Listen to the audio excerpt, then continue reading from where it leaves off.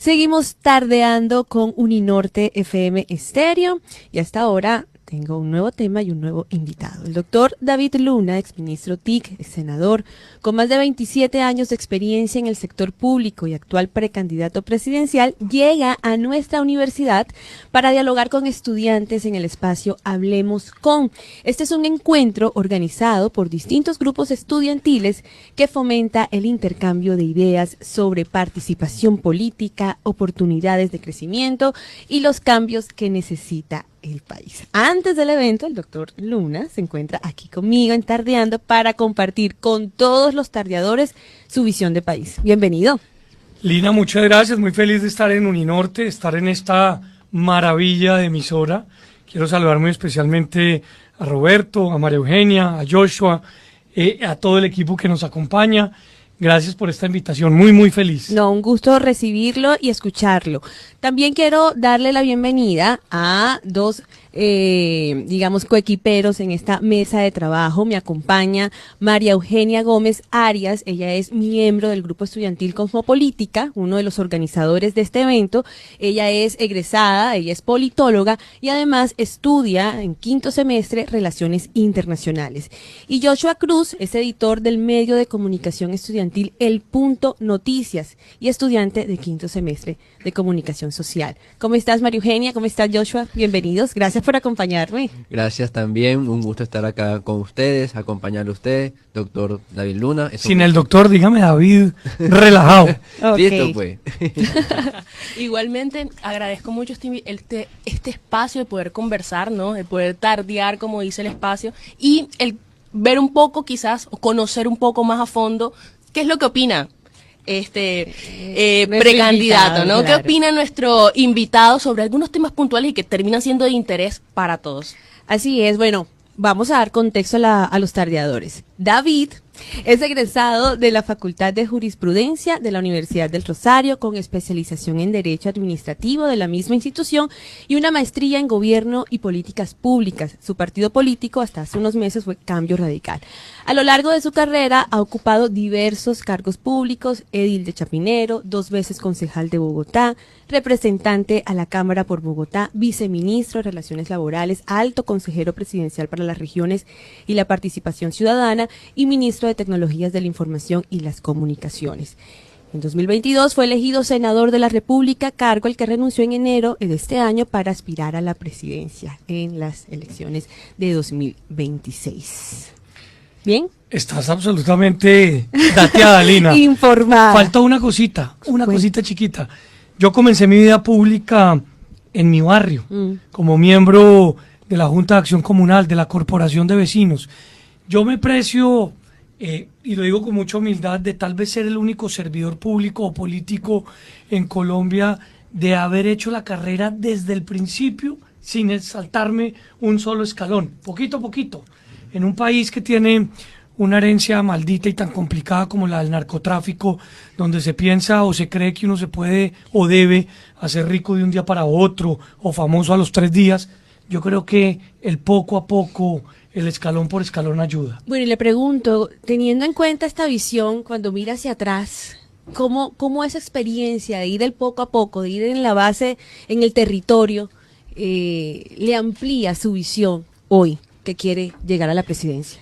Yo era el pelado en el colegio que llevaba el balón debajo del brazo, el que llevaba en la lonchera 2 frutiños, por si a alguno de mis compañeritos se le olvidaba el de él en el recreo. Y yo siempre he querido o quise pues como ayudar. Y muchos años después me di cuenta que la política era una herramienta donde uno podía transformar, no solamente sociedad, sino vida. Y por eso comencé muy joven, a los 18, tratando con unos vecinos de limpiar una quebrada que estaba en pésimas condiciones. Años después, esa quebrada se convirtió en un parque lineal, que en la ciudad de Bogotá pues es llamativa porque la gente la camina, la transita, le gusta, la protege. Entonces, yo sí creo que este paso a paso o esta vida pública me ha permitido en muchos de los momentos ayudar a que por lo menos una de las personas que he tocado pueda tener una mejor vida, un mejor entorno, una mejor visión.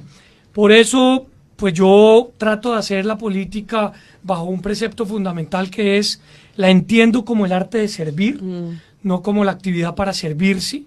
Creo que la política pues es precisamente la oportunidad para impactar y ver de qué manera logra usted generar mejores opciones, pero adicionalmente creo que los principios que en mi caso me inculcaron en mi casa, en el colegio, en la universidad, son los que me han permitido pues trazar unas líneas rojas y nunca haber estado en 27 años de carrera involucrado en un escándalo de corrupción o ser incoherente o inconsecuente entre lo que yo digo con lo que termino haciendo, porque de alguna otra manera eso es lo que me da la tranquilidad espiritual y emocional para poder enfrentar, pues, por ejemplo, una campaña tan difícil como la que estamos viviendo. Usted llega con una campaña, busco empleo como presidente.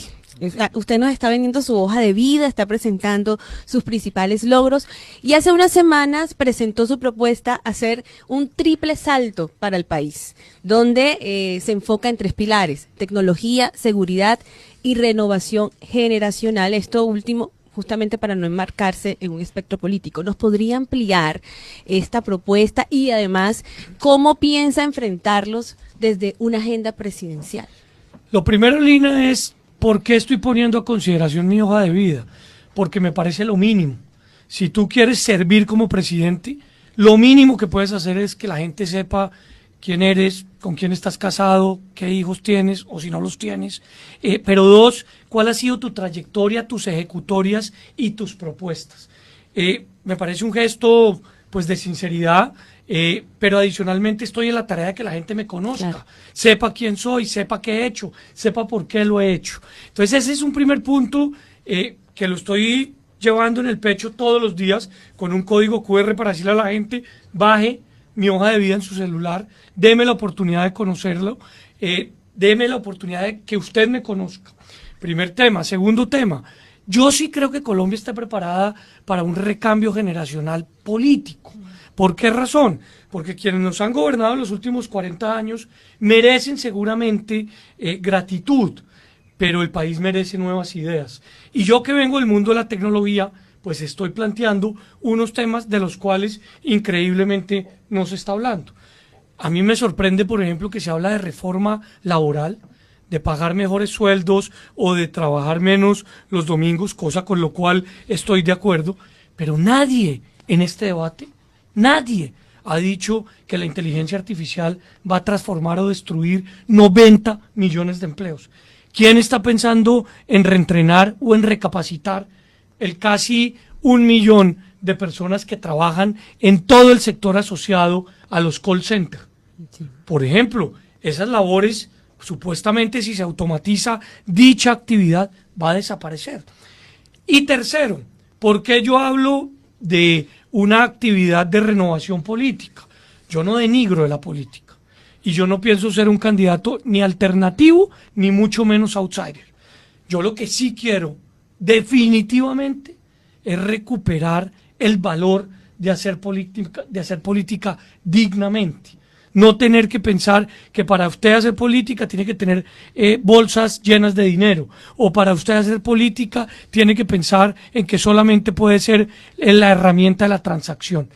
Y por eso me he marcado unos principios de campaña que voy a ir compartiendo contigo, claro, porque me parece que son muy interesantes. El primero de ellos: yo no voy a renunciar a la pedagogía. Yo creo que los colombianos somos todos menos brutos.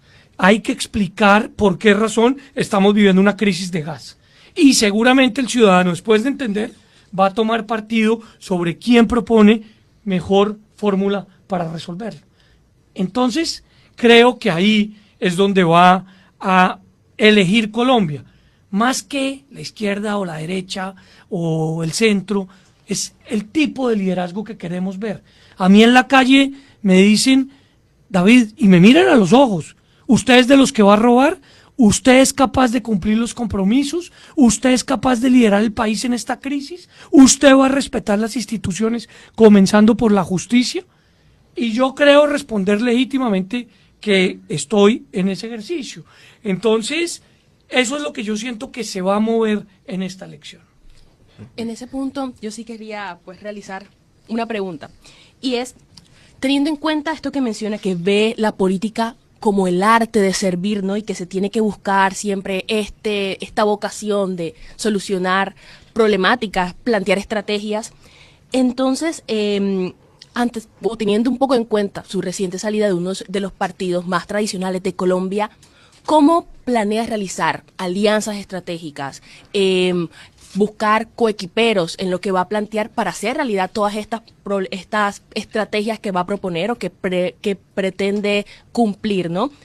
Buscando o viendo un poco cuál va a ser entonces la diferencia o cómo va a proteger también su candidatura independiente, ¿no? Hasta qué punto o desde qué punto vamos a comenzar a ver y a entender a David Luna, Cambio Radical, y David Luna, independiente. Esa pregunta te la agradezco mucho porque es necesario explicar por qué razón. Primero, me inscribí hace 2 años a Cambio Radical y segundo, por qué renuncié.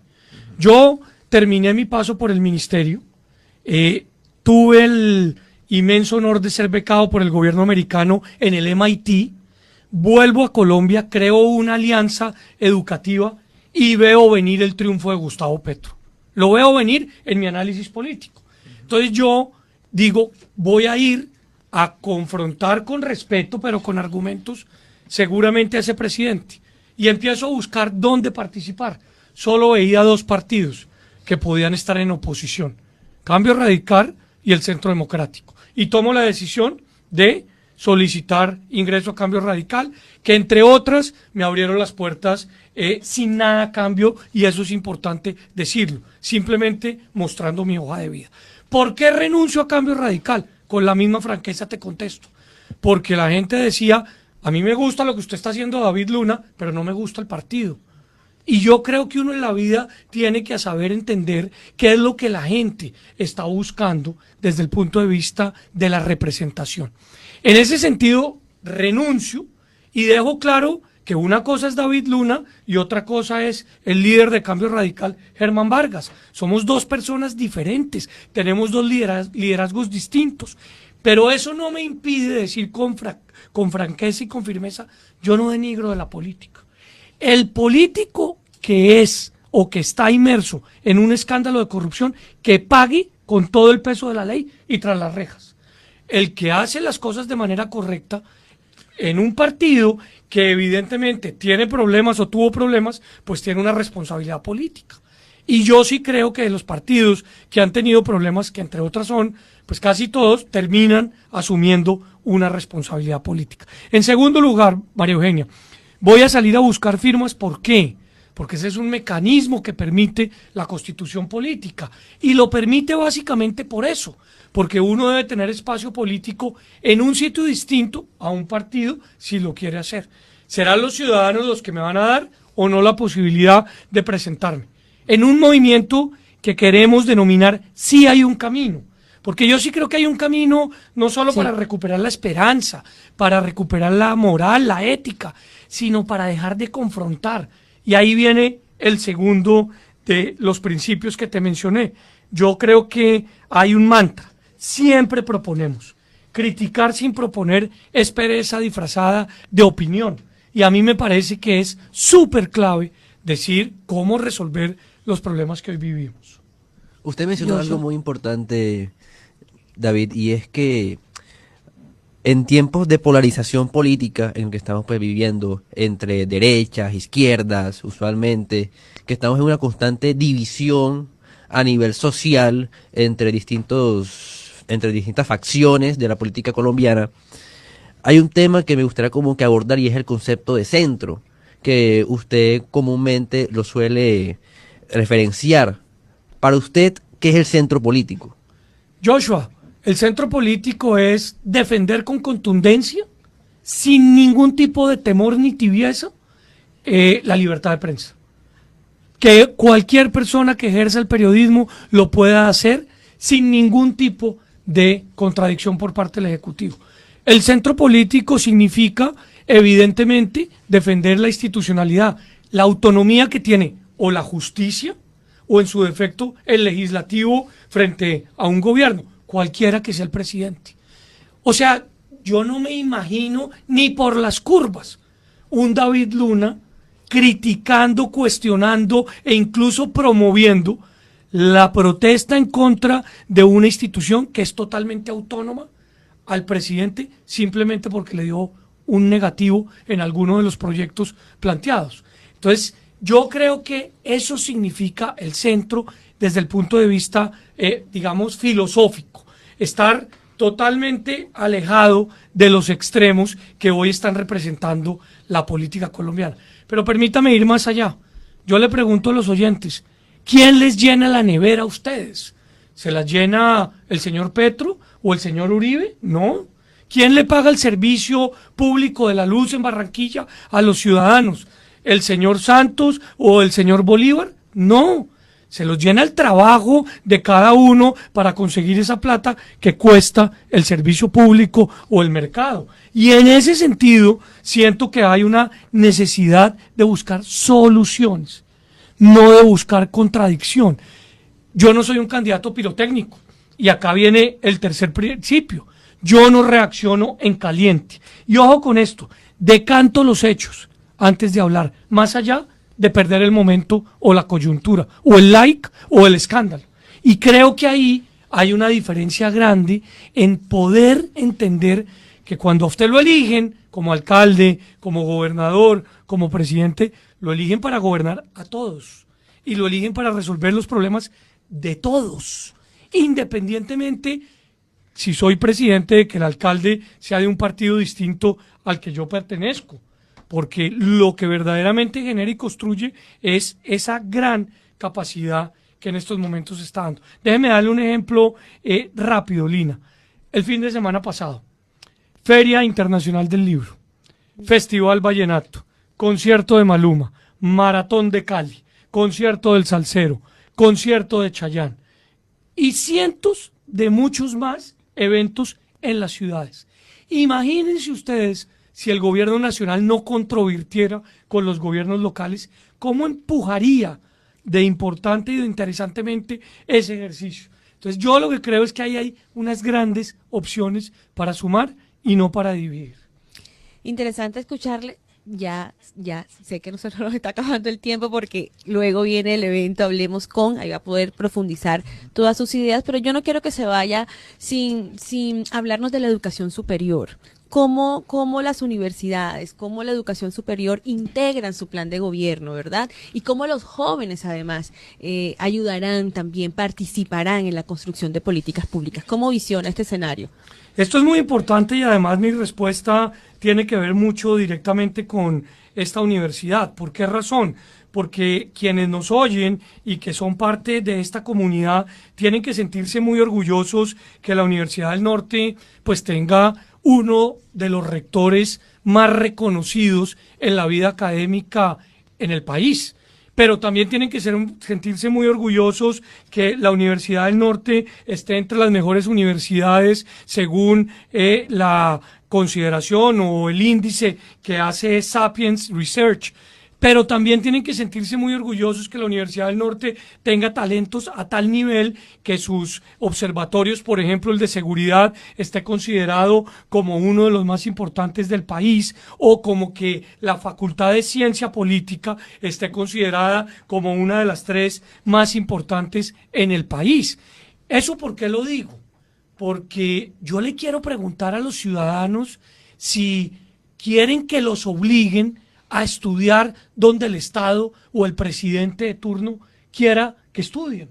No, yo creo que en una economía de mercado que yo defiendo, porque yo tengo un valor o un principio o un mantra económico que es el mercado hasta donde sea posible, el Estado hasta donde sea necesario, tú tienes el derecho a elegir en qué te quieres movilizar, o el derecho a elegir dónde quieres estudiar, o el derecho a elegir quién quieres que te asegure los riesgos laborales, no que te obliguen o que te lo impongan.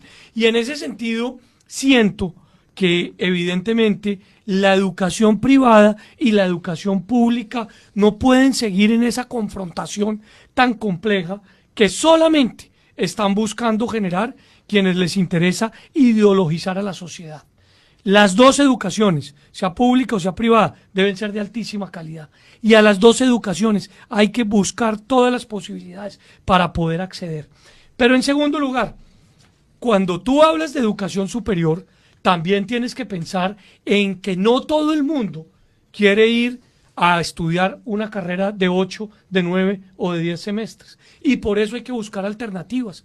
Yo creo que en Colombia, bajo mi presidencia, es posible que 500.000 jóvenes que ni estudian ni trabajan, que tengan la posibilidad en un término de 12 meses, a razón de 10 horas diarias, tengan la posibilidad de tener unos ingresos más que dignos. ¿Cómo?